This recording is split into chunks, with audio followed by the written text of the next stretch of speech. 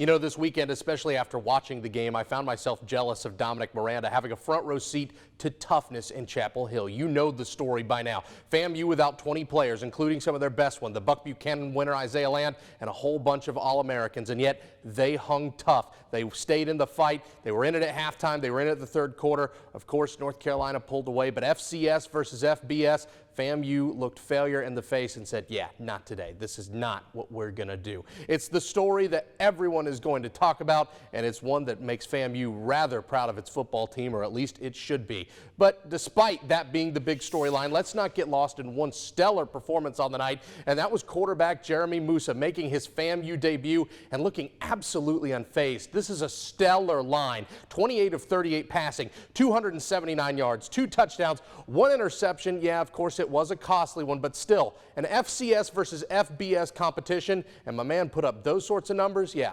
Rattler fans, you have to smile when you see what you got out of the Vandy transfer. Even after the game, talking to our Dominic Miranda, my man was calm, cool, and collected. I mean, coming into my first start, I mean, there's definitely a little bit of nerves.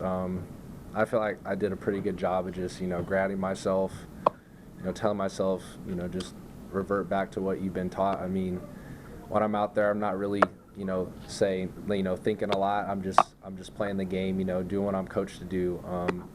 But yeah, I mean, I played a lot of football.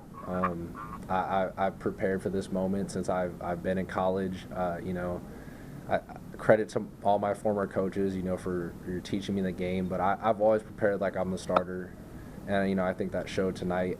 Not by any means not a perfect game, but I think I showed that I can play at this level and play well.